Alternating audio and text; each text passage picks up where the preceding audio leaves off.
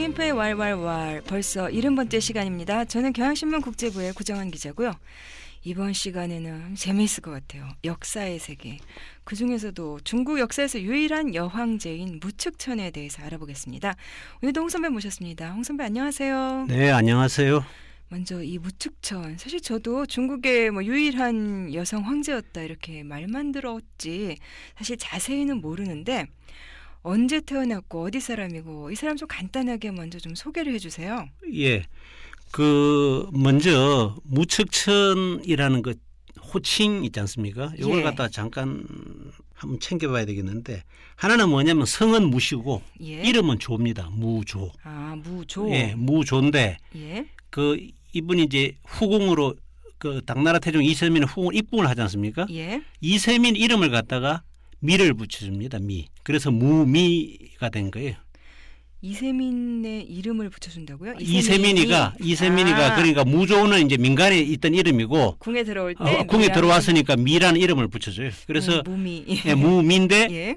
이제 그 무미에다가 랑을 갖다 그냥 해서 궁중에 있을 때는 그래서 무미랑이라는 이름으로 아하. 그냥 그렇게 불렀답니다. 예. 예. 그래서 이제 예를 들어서 텔레비전에 나올 때는 이제 무미랑 전기할 때는 이제 무측천에 대한 얘기인데, 그러면 이 사람을 갖다가 우리가 척천무라고 부르지 않습니까? 예. 그러니까 척천무는 뭐냐면 시호가 척천순성황후예요. 아하. 그렇죠. 시호가 척천순성황후이기 때문에 척천무다. 그러니까 죽고 나서 그렇죠. 척천에다가 네. 이제 무시 붙여서 무황후인데 이거는 또 적절하지 않다. 왜냐하면 이 사람이 황제가 됐기 때문에. 됐으니까. 그러니까 차라리 중립적인 입장에 무측천이라는 이름으로 아하. 부르자 이런 거고요. 예. 일단 이제 호칭에 대해서는 그렇게 정리가 됐고, 서기 624년에 태어나서 705년에 세상을 떠났다 그런데요. 오, 오래 살았네요. 그렇죠. 네. 1년. 81세로 그죠? 예. 예, 세상을 떠났습니다. 그 이연이 수나라를 갖다 무너뜨리고 당나라를 건국한 게 이제 서기 618년이거든요. 예. 그래서 그 언저리고, 우리나라로 따지자면은 676년에 이제 신라가 삼국을 통일하는데, 그죠? 그럼 대충 삼국 통일 무렵. 삼국 통일 예. 무렵의 사람이었다 이런 거고요. 그래서 여기는 이제 병주 문수 사람이라는 건데, 오늘날 산시성의 문수현이라고 했습니다. 원수의 시현.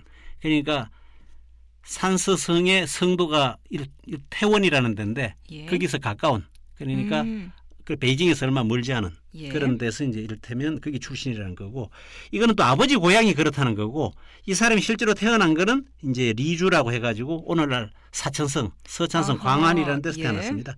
이 당시 아버지가 그곳이 이제 이주 도독으로 있었는데, 이주의 이제 행정장관을 예. 했었는데, 이 아버지는 원래 상인이었어요. 아하. 원래 나무를 파는 상인이었는데, 이 사람이 일찌감치 이연 이세민 부자가 큰일을 하실 분인 줄 알고 그분들한테 자금 지원을 해주는 겁니다. 성견지명이 있었던. 그렇습니다. 예. 그래서 이제 이분들은 사실 건국공신이죠. 개국공신인 셈이죠. 이 아버지가. 그래가지고 이제 당나라가 건국하고 난 다음에 그 인연 때문에 이제 고위 관리해서 나중에 공부상서까지 이렇게 지냅니다. 아버지가요. 예. 그런데 이제 어머니는 원래 정실이 아니고 원래 수나라 장군의 딸이었는데, 이 아버지한테 그 죄치로 이렇게 들어가서 그러니까 이 어머니가 3명의 딸을 놓는데 그 중간에 있는 딸이 바로 무측천이다. 아하. 이런 거고요. 예.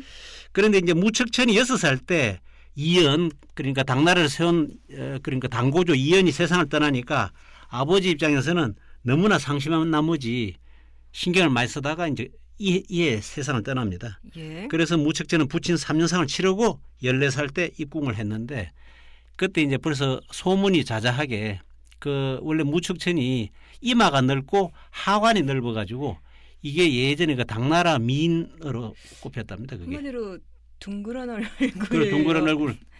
이게 왜냐하면 호풍이라고 해가지고 예. 그 아라비아 풍을 갖다가 상당히 즐겨했기 때문에 우리 얼굴 넓은 거 좋아했는데, 이때 무측천 얼굴이 사실 그런 형이기 때문에 미인으로 소문이 났고 이세민이 듣고 와라 해서 입궁을 하게 된 겁니다. 참 이 무측천 중국 역사의 유일한 여황제이기도 하고 여러 가지 기록을 세웠다고들 하는데 어떤 것들이 있나요? 예, 역시 가장 대표적인 것은 중국 5천년 역사에서 유일한 여황제다.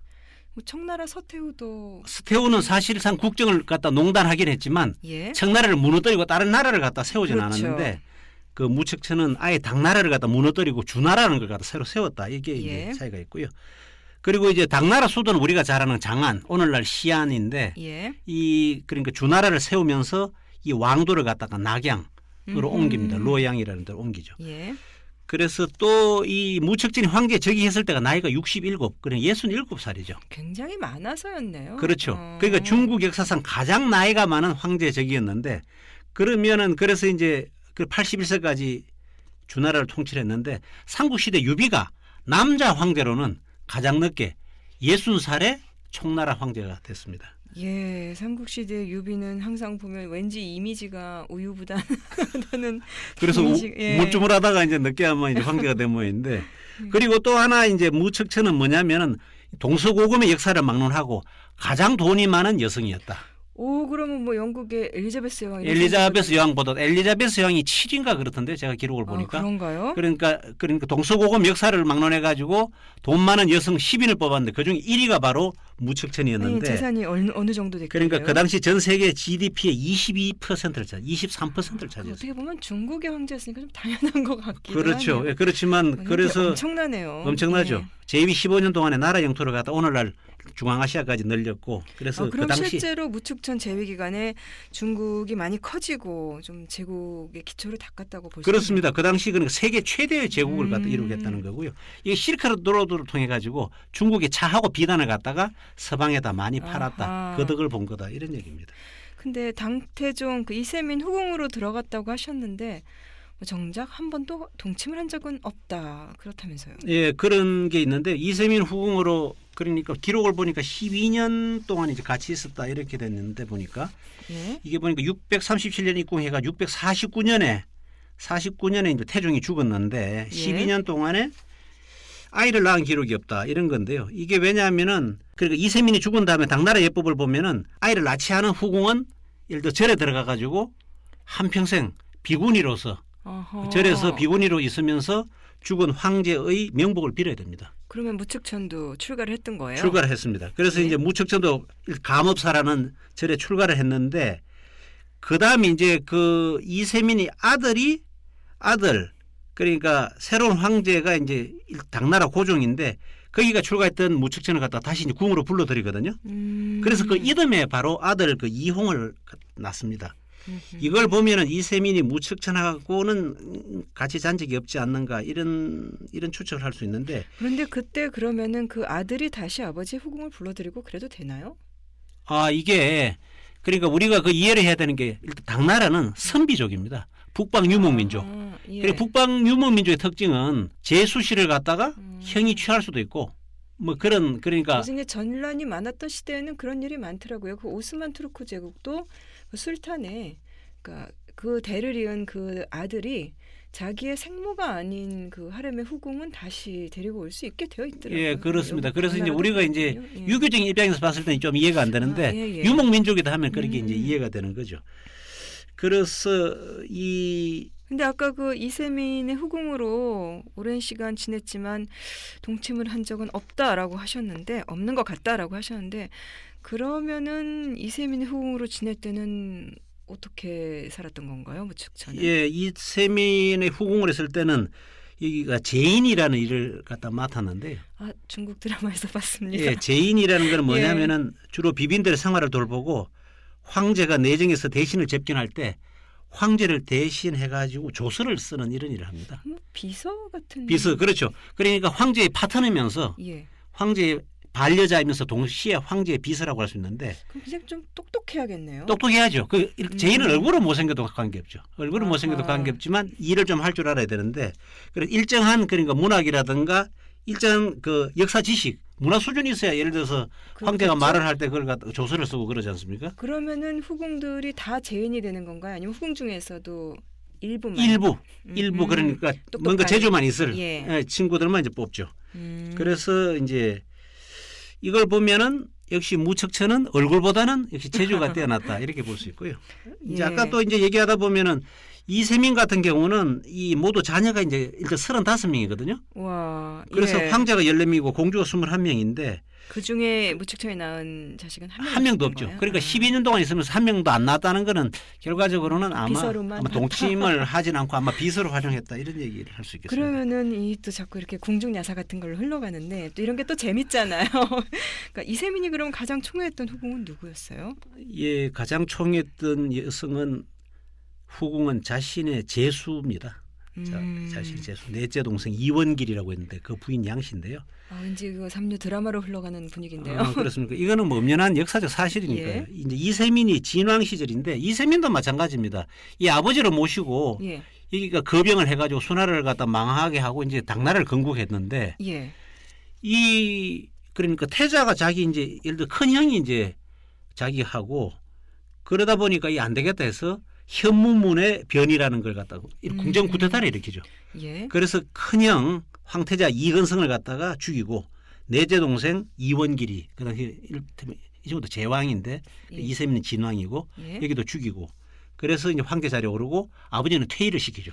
이거는 제가 요즘 그 육룡이 나르샤 드라마 열심히 보고 있는데 이거는 뭐 이방원 스토리랑 비슷하네요. 그리고 이방원이 훨씬 뒤에 있었죠. 요거는 그렇죠. 600년이고 그렇죠. 그거는 예를 들어서 그 1392년 그 이후에 일어난 거니까. 음.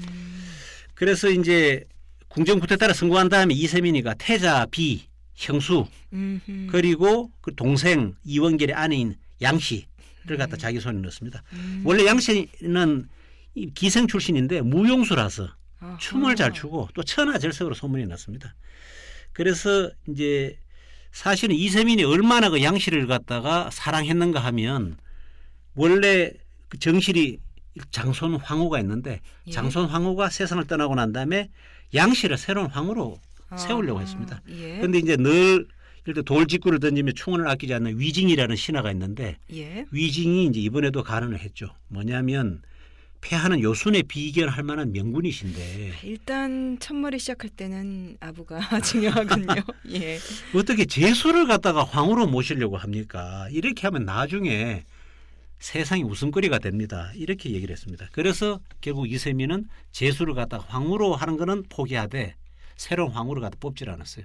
사실상의 마음의 황후는 제수시다 이거죠. 그렇게 했고 예. 그래서 이제 이런 것도 역시 아까도 제가 말씀드렸지만 이게 이제 바로 이 이세민 이쪽 계열이 예. 북방의 유목민족 선비족의 후예이기 때문에 뭐 이상할 게 없다 이렇게 말씀드릴 수 다만 이제 있습니다. 유교적인 사회에서는 좀 문제가 될 수 있었겠군요. 그렇죠. 또 무측천 말고도 이세민 후궁 중에 재주가 뛰어난 사람도 더 많이 있었다면서요. 그렇습니다. 여기 제인 중에서 뛰어난 사람이 이제 서해라고 하는 제인이 있었는데 예. 이세민이 특히 좋아를 했습니다. 이게 왜냐하면 아주 그 머리가 영민하고 4살 때부터 논어 읽기 시작했고 이런 소문이 돌아서 정말일까요? 정말일지도 모릅니다. 당시에 영자였군요. 그렇죠. 당시 영재라서 이세민이 이제 그걸 갖다가 그러냐 해서 이제 입궁을 시켰습니다. 후궁으로요. 예. 그래서 제인으로 봉했는데 뭐 일하는 게 뭐 워낙 똑 부러지는 똑소리가 나가지고 예. 그다음 이품으로 중용을 했고요.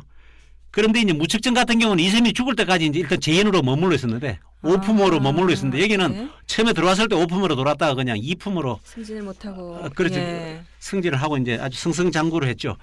서해는 뭐냐면은 이세민을 진정으로 존경하고 따랐습니다. 그래서 이세민이 죽은 다음에는 너무 그리워해가지고 결국 마음의 병을 얻고 약도 먹지도 않고 그대로 세상을 떠났습니다. 24살의 아이고야. 나이로. 예. 그래서 그 사후에 현비라는 칭호를 받고 이세민이 묻힌 무덤이 바로 소릉이라고 하는데 소릉이 함께 묻혔다는 거고요. 그러면은 뭐 미모도 그렇고 재주로 봐서도 이세민의 후궁 중에서 무측천이 뭐 가장 뛰어났다 이렇게 볼 수는 없겠네요. 예, 없습니다. 예, 그래서 이제 무척천은 이렇게 보면 이제 어떤 성격이었느냐 이제 이게 이제 예. 궁금할 수가 있는데요. 성격이 강하고 과감한 여인이었다. 역시 좀 무언가 남보다 뛰어난 점은 있군요. 영어로 예. 말하면 스트롱 우먼이었다. 이렇게 얘기를 했었는데 예. 이게 무척천이 이세민 시절 때, 이세민 후궁 시절 때 이런 고사가 있었습니다. 야생마를 갖다 길들였는데요. 이게 서역에서 예. 서역은 지금으로 말하면 우리 중앙아시아에서 예. 그러니까 이 사자총이라는 아주 야생마 한 마리를 갖다가 이제 선물로 바쳤는데 이걸 누가 핸들링을 하는 사람이 없는 거예요. 워낙 난폭해가지고. 또 야생마를 길들이는 그 고사는 참 여러 나라에 많이 퍼져 있는 것 같아요. 그렇습니다. 그래서 예. 이거는 이제 나중에 보니까 무척천이 70대 후반에 황제 시절 때 내가 사실 이런 일이 있었다고 이제 얘기를 하는 바람에 알려진 아하, 겁니다. 그 당시에는 뭐 예. 누가 그런 뭐 속사정을 잘 모르니까 그러면서 이제 그때 이제 이 얘기가 뭐냐면 이 어떡하냐 해서 이제 이세민이 둘러보니까 그때 이 무척천이 20대의 무척천이 예. 나서가지고 제가 한번 길들여 보겠습니다 하면서 저한테 세 가지 물건을 주십시오. 하나는 쇠로 만든 채찍하고 그다음에 그 뭐 망치하고 비수하고. 아유 말을 길들이는데 이렇게 무서운 도구들을 가지고. 그래가지고 한 얘기는 뭐냐면 먼저 채찍으로 먼저 치고 말 안 들으면 자기가 망치로 때리고 그래도 말 안 들으면은 칼로 목을 찌르겠다고. 와 이세민이 보기에도 왠지 좀 간담이 서늘했을 것 같은데. 이세민이 깜짝 놀랐죠. 그래서 길들였다는 거예요. 그렇죠. 근데 다시 또 그 원래 얘기로 돌아가서 이 무축천이 아까 비구니가 됐다고 하셨잖아요. 그래서 비구니 생활은 어떻게 했었나요? 예, 그렇습니다. 이 사람이 보면은 감업사로 들어간 게 이제 649년인데요. 이 감업사라는 건 어디에 있는 절인가요? 감업사는 여기 흥안성 로양 그러니까 낙양에 있는 그러니까 예. 왕도에 있는 겁니다. 그래서 여기 감업사에 들어가서 이제 비구니 생활했죠. 근데 여기서 이제 2년을 지냅니다. 651년에 2년 뒤에 이제 후궁으로 다시 입궁을 하게 되는데 아주 비참하고 아주 고독한 생활이죠. 화려한 황궁에 있다가 그렇겠네요. 갑자기 이제 그 머리도 깎고 연불을 외우려니까 얼마나 힘들었겠습니까. 그런데 이제 부근에 백마사라는 절이 있는데 거기에 이제 풍소보라는 또 이런 그러니까 스님 그 남자 스님을 갖다가 우연히 알게 됐습니다. 왜냐하면 우물가에서 처음 만났습니다. 우물에 물기를 갖다가. 그런데 이제 여러 가지 에피소드들이 나오네요. 예. 풍소보가 무척천하고는 무슨 특징이 있냐 하면은 나이가 들어서 예. 20대 늦깎이로 이제 입문을 한 겁니다. 그러니까 예를 들어 스님으로 입문을 하다 보니까 서로 이제 마음이 잘 통한 거죠. 그래서 이제 그런데 그 세속의 유혹을 갖다가 이제 막을 수는 없었는 게 왜냐하면 풍소보라는 이 스님은 고기를 특히 좋아해가지고 고기 맛을 잊을 수가 없는 거예요. 그래서 예. 이제 거기서 고기가 없으니까 산새를 잡아가지고 먹으면서 이제 무척천하고 이제 같이 나눠서 스님이라기보다 왠지 사냥꾼 같은 느낌인데. 예.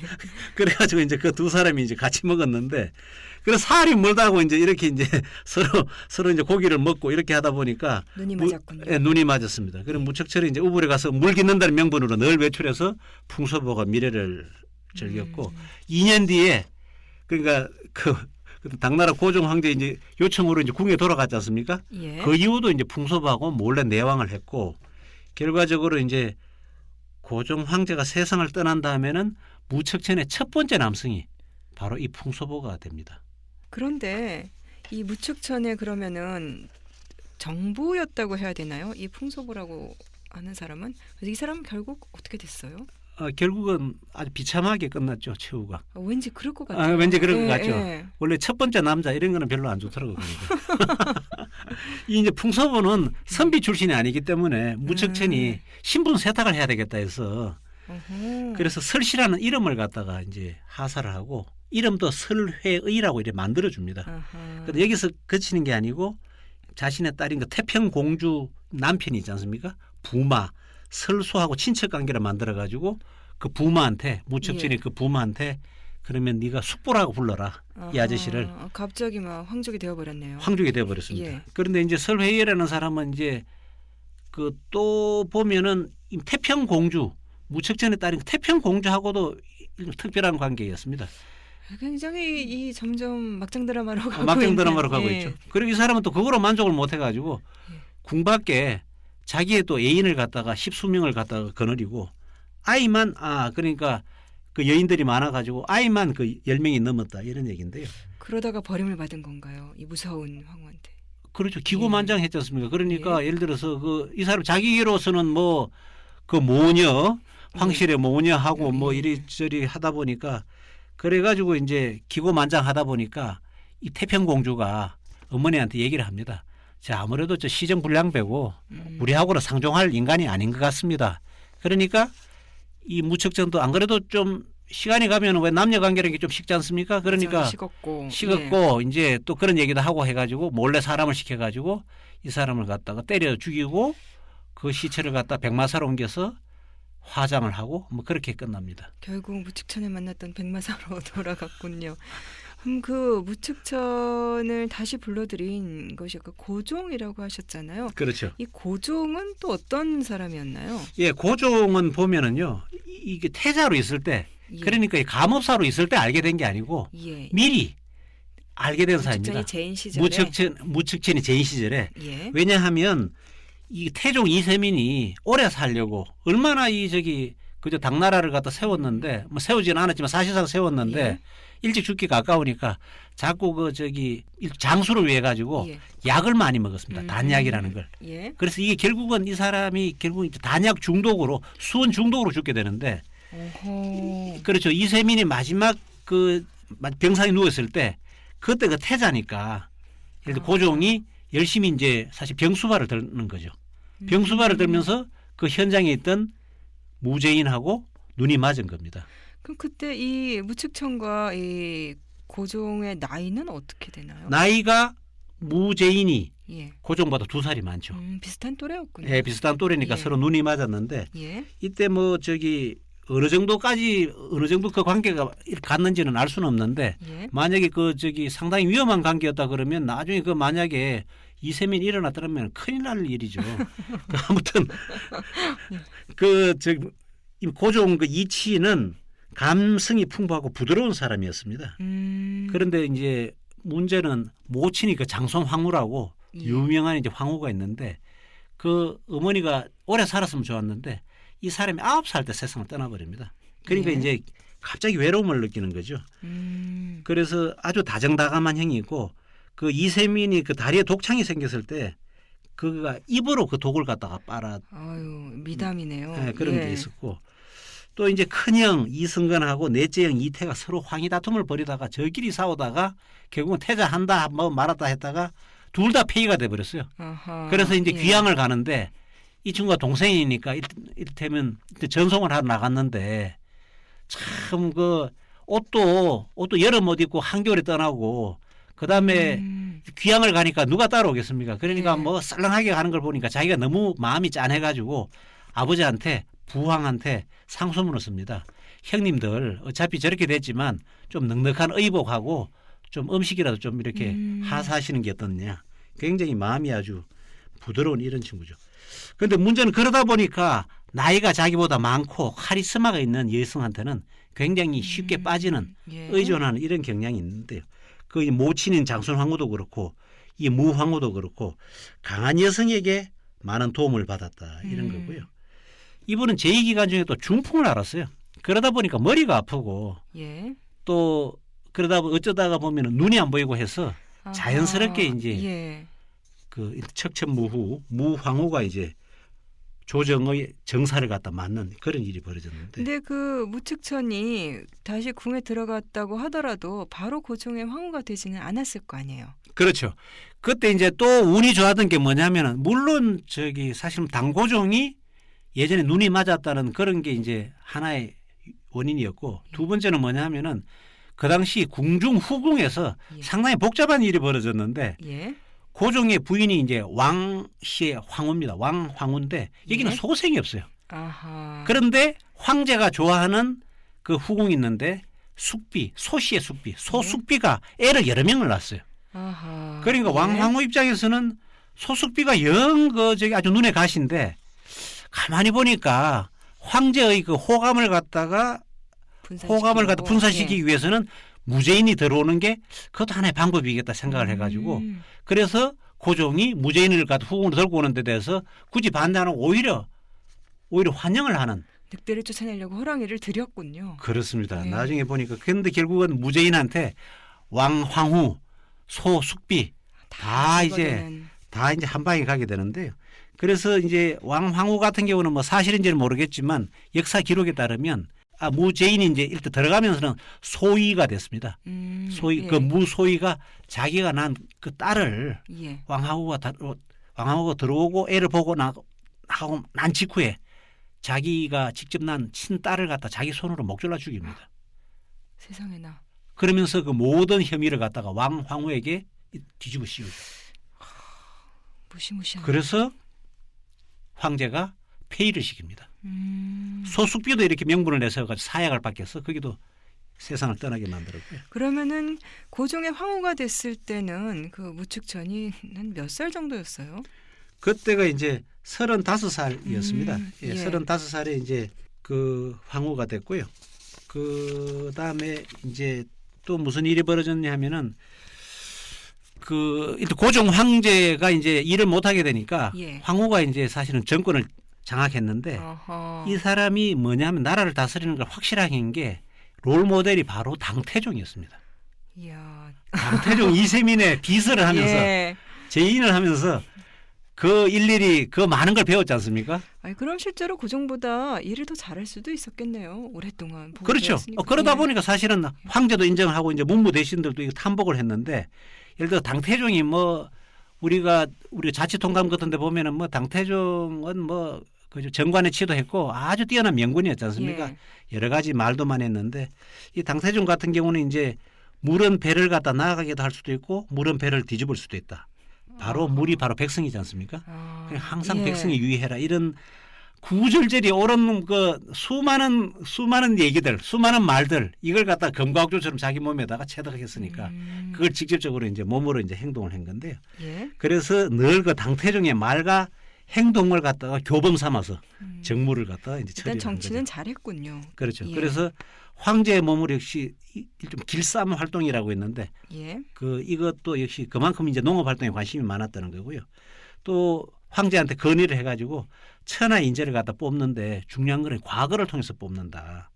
왜냐하면은 가장 기본이 사람을 어떻게 쓰느냐. 이 바로 이제 당태종 이세민의 그 사실 키워드거든요. 아하, 예. 그래서 이제 그걸 갖다 직접 몸으로 실천했다. 이렇게 말씀할 수 있겠습니다. 뭐 고종 때는 그러면 계속 승승장구를 했던 건가요? 아닙니다. 너무 잘 나가다 보니까 예. 오바한 경우가 있지 않습니까? 그죠? 그렇죠. 우리가 흔히들 또 이제 고종을 갖다 유약한 황제로 알지만 사실은 그 당시 고종 때가 당나라 판도가 또 제일 넓었대거든요. 아, 그런가요? 예. 그렇죠. 그래서 그 당시 백제하고 이제 왜군 그 연합군도 대파했고 고구려도 멸망시켰고요. 예. 그리고 또 서돌굴도 멸망시키고 해가지고 중국 판도를 굉장히 넓혔거든요. 그리고 황후한테 사실은 그걸 갖다 넘겨주긴 했지만 그래도 절대적인 권한은 황제가 항상 갖고 있으면서 이쪽은 어떻게 보면은 지금 뭐 우리도 항상 그 논쟁이지만 한쪽은 오너 회장이고 한쪽은 이제 월급쟁이 사장으로 이렇게 한 셈이니까 항상 오너 회장은 항상 보고 있는 거죠. 예. 제들 하나. 그런데 오바를 했습니다. 왜냐하면 664년에 무척천이 이제 6번째 아이를 낳거든요. 이 사실 고종이 8남 4녀인데 이 중에서 무척천이 소생이 4남 2녀입니다. 딱 절반이네요. 예. 근데 그러면, 4남 2녀. 예. 6번째 아이를 낳았으면 막내. 막내. 그렇죠. 가장 어린 태평공주 낳았을 때 이때가 40살 때 낳았습니다. 아하. 그죠? 예. 그런데 이제 40살 때 놓고 했는데 그때쯤 해서 이제 뭐 황후가 사실 정권을 휘두르다 보니까 오버하게 되지 않습니까? 사람이니까. 그러니까 너무 전횡을 갖다 일삼는다. 또 재상이 처리한 사물을 갖다가 황후가 자꾸 뒤집고 하니까 재상들도 이것 봐라 예. 해가지고 이제 안 좋게 돼서 결과적으로 황제 신하들이 모두 불만을 품게 됩니다. 그래서 황제가 폐위를 하기로 이제 결심을 먹게 되죠. 아하. 예. 그래서 상관의라는 재상한테 고종이 황후를 폐위하는 조서를 갖다가 쓰게 만듭니다. 그런데 벌써 그때만 하더라도 무척천은 막강한 권한을 가지고 있기 때문에 황제가 일구수일투족을 한눈에 다 보고 있는 거죠. 예. 그래서 폐위 조서를 만든다는 걸 듣고 긴급히 현장으로 달려가서 무척천이 황제한테 야단을 치죠. 이 무슨 짓이냐. 그러니까 황제가 움츠러들면서 예. 이게 내가 원래 이런 게 아니고 상관이라는 재상이 하도 그 얘기해가지고 내가 마지못해 했노라고. 아이고, 그럼 상관의만 다 덮었었네요. 네, 상관이는 그래서 옥에 가서 결국 죽었다 이런 얘기고요. 거의 뭐 대권은 이제 황후가 손에 쥔 거고. 또 무측천이 아까 그 뭐 자기 딸을 죽였다는 설이 있다라고 하셨는데 자기가 직접 낳은 태자도 독살을 한 것으로 알려져 있다면서요? 그렇습니다. 이게 이제 무척천 소생인 이홍이라고 여기가 사실은 태자인데 그래서 이제 아버지 고종이 사랑을 많이 했습니다. 그런데 이홍이 이제 눈치가 없게 그 30이 넘어서 출가를 못한 자기 이제 이복 누나들이죠.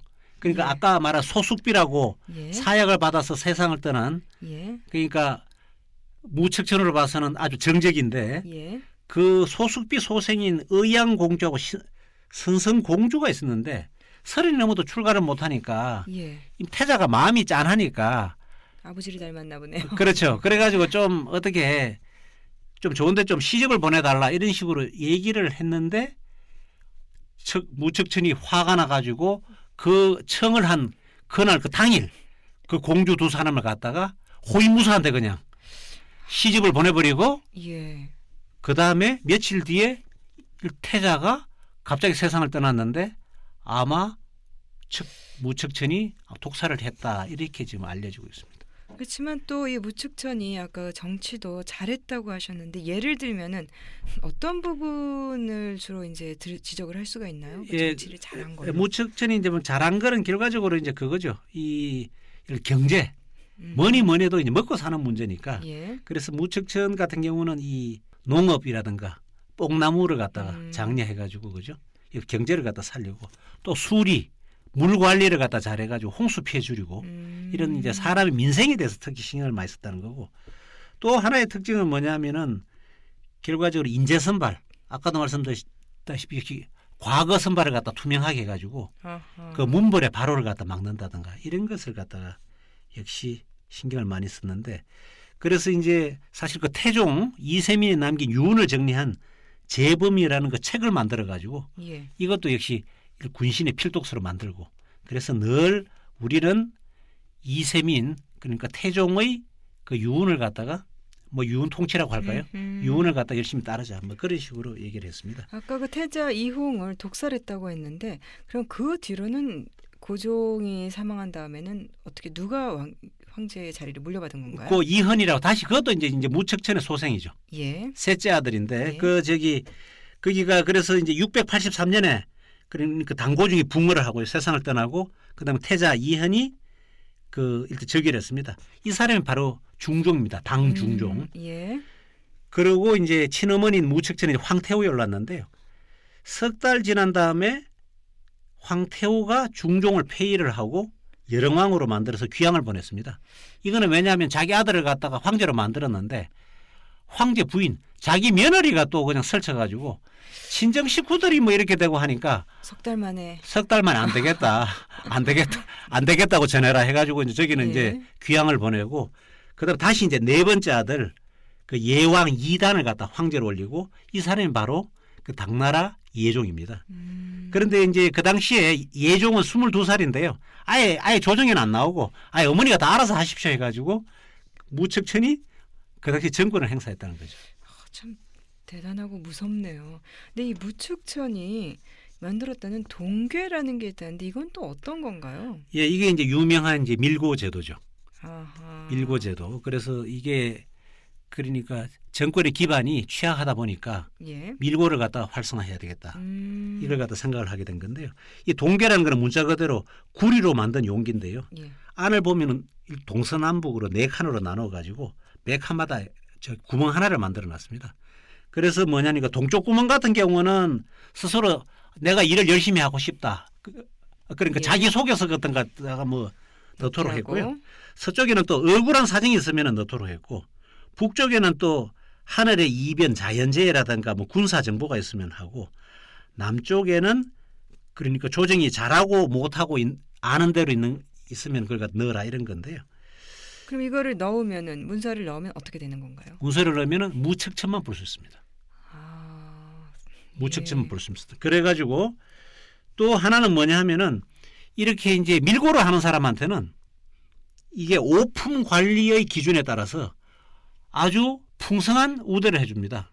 뭐냐면 쌀을 갖다 하루에 2대, 그다음에 국수 2대, 세홉, 술, 양고기, 수박, 소금, 생강 이런 걸 갖다가 왕창 주죠. 선물을 왕창 줍니다. 이게 예. 일단 밀고를 일단 했으니까. 예. 그다음에 또 이게 그러니까 이게 왕도로 와서 이제 해야 되니까 지방 사람이 왔다 하면은 여비까지 줍니다.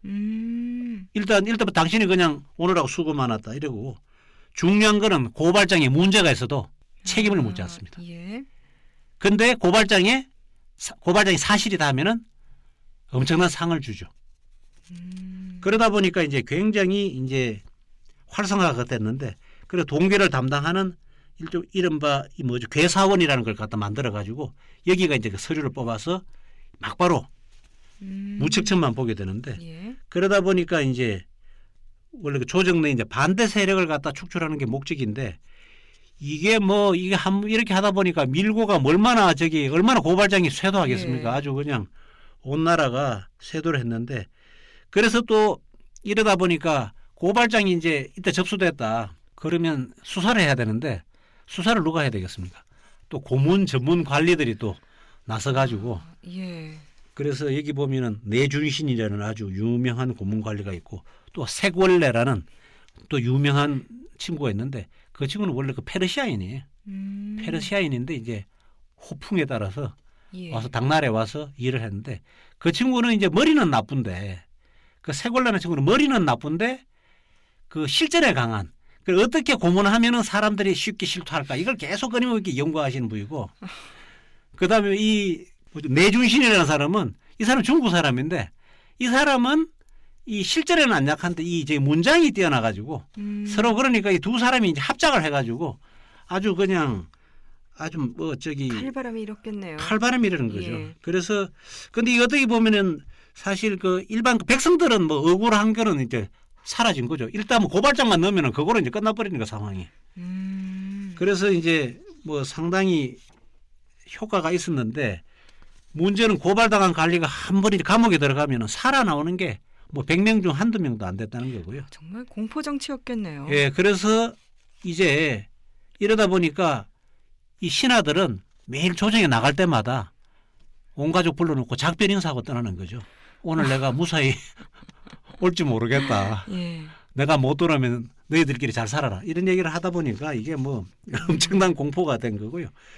그래서 임어당이라는 작가 있지 않습니까? 예. 임어당이 이제 1944년에 무책점 정지를 썼는데, 이 자료에 보면은 직접 무책청 손에 죽은 신하를 보니까 93명이고요.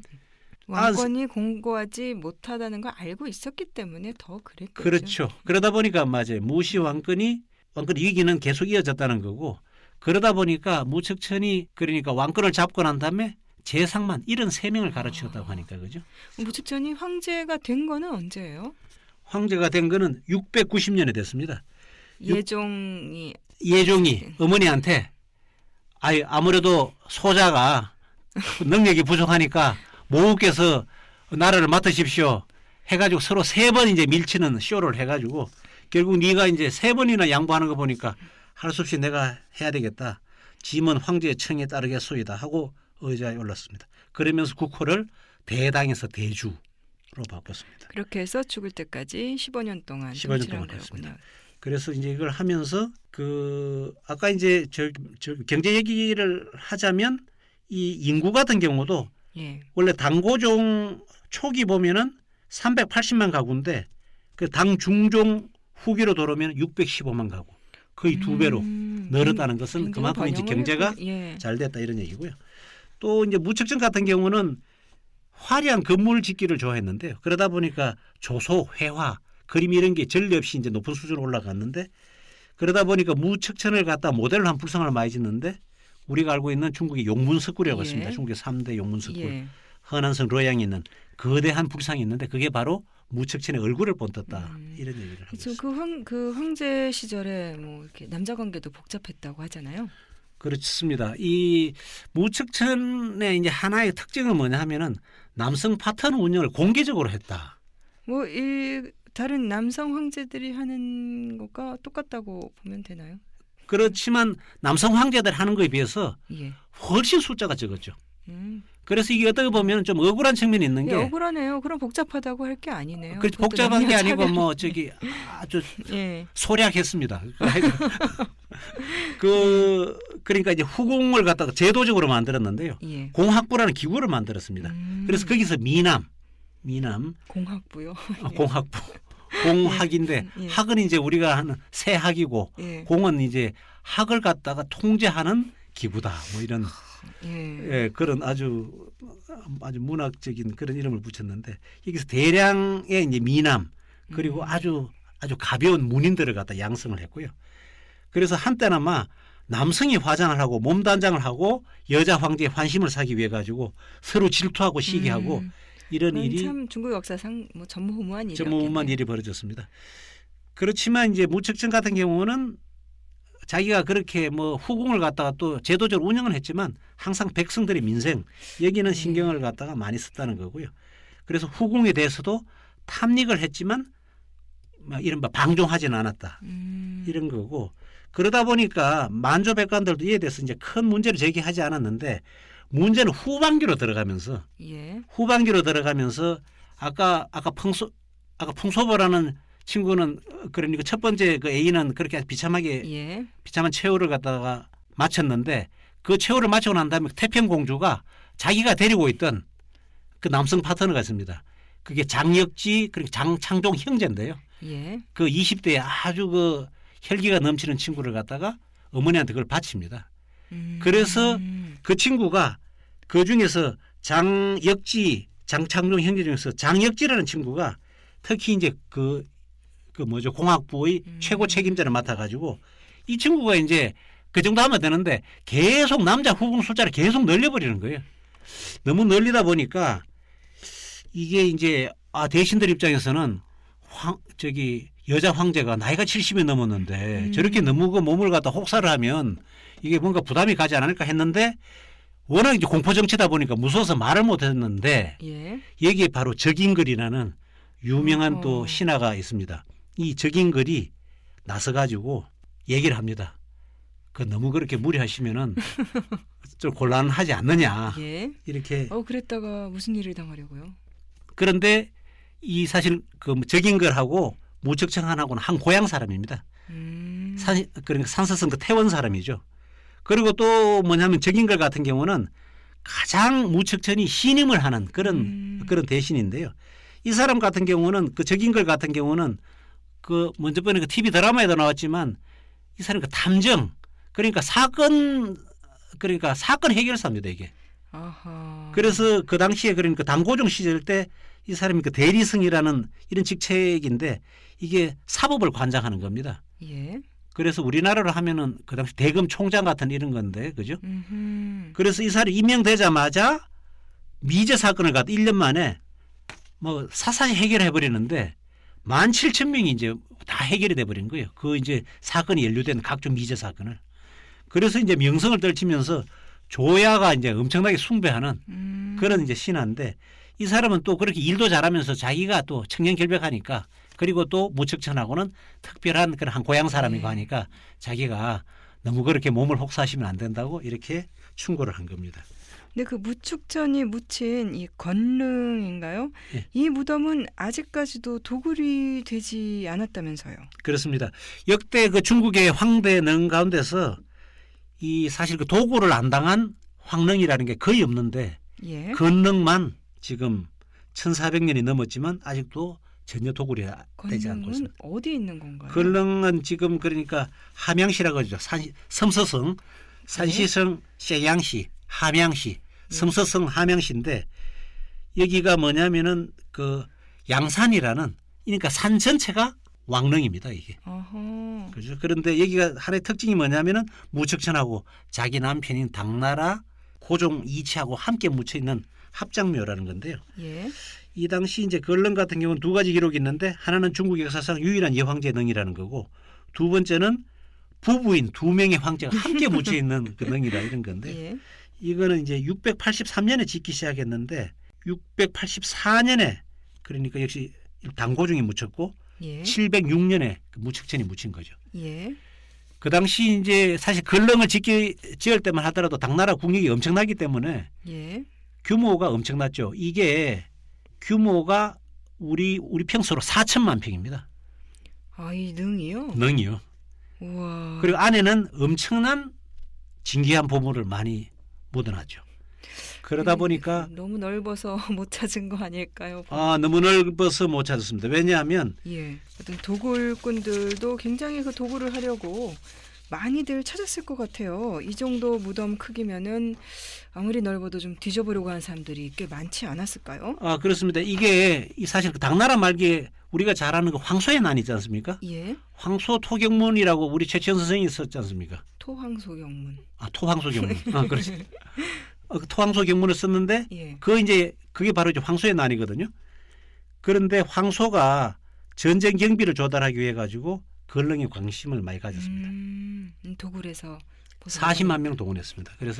와. 그래서 도굴을 시작했는데 이게 양산 봉우리 서쪽을 해가지고 40m 깊이의 구덩이를 팠는데 4천만 평인데 40만 명을 동원했으면 한 사람당 100평씩은 파야 돼. 100평씩 40m 깊이를 팠어요. 그런데 문제는 능히 입구를 찾을 수가 없는 거예요. 그래서 왠지 이거 무슨 뭐 피라미드의 신비도 아니고. 그래서 예. 포기를 하고 말았습니다.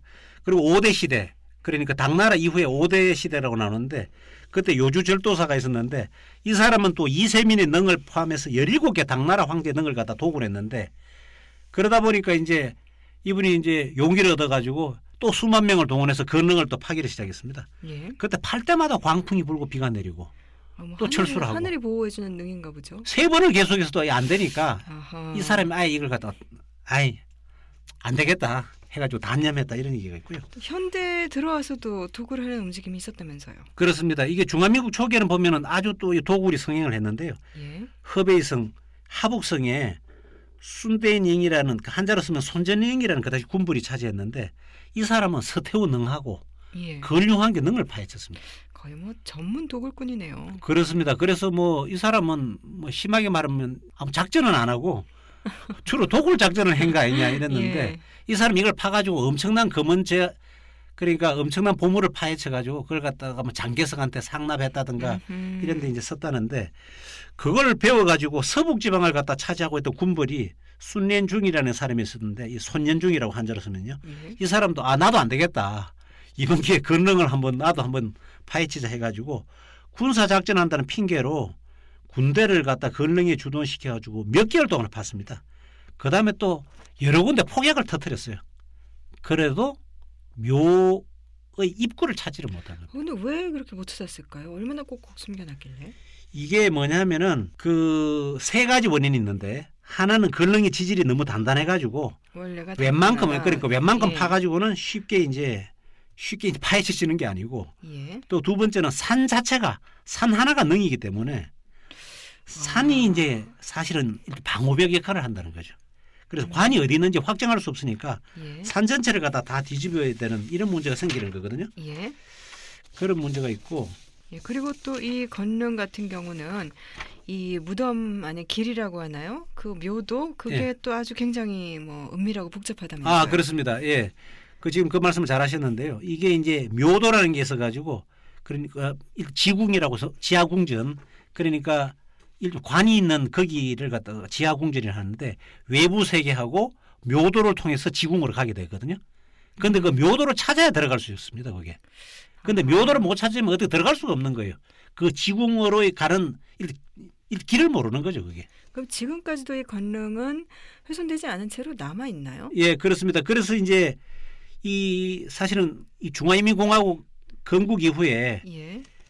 중국 문화부에서는 한번 건능을 갖다가 우리가 발굴해보자. 이거는 뭐 도굴이 아니고. 또 발굴하면 또 굉장한 것들이 많이 나올 것 같아요. 그래서 발굴을 해서 했는데 그 당시에 저올라이 총리가 이런 지시를 내렸습니다. 이 일은 우리가 잘할 수 없을 거다. 후대에다가 맡기자. 아하. 그래서 건능 발굴을 중단하기로 이제 중국 정부가 결정을 내렸고요. 그래서 건능은 지금도 그대로 보존되어 있습니다. 역시, 그리고 이제 무척천의 그 최후에 대해서는 제가 설명을 잘 못했는데요. 예. 그게 뭐냐면은 무척천 같은 경우는 이제 나이가 81살이 됐는데 예. 그때 이제 신하들이 장간제라는 신하가 있습니다. 예. 아까 말씀드린 적인거리가 발탁한 예. 아주 장간절인 신하가 이거 안 되겠다. 이거 이대로 가면 안 되겠다 해가지고 병석에 누워 있는 무척천을 상대로 해서 구태타를 이렇게 해가지고 아하. 그래서 물러나시라고 하고 그 아까 유폐됐던 예. 귀양 갔던 중종을 아들을 대종. 중종. 중종을 예. 다시 불러와가지고 거기한테 황제를 맡기고 그래서 다시 당나라. 무척천 그렇죠 다시 당나라로 가고 예. 무척천은 자기가 죽으면서 유언은 황제의 예로 장례를 지내지 말고 황후의 예로 지내라.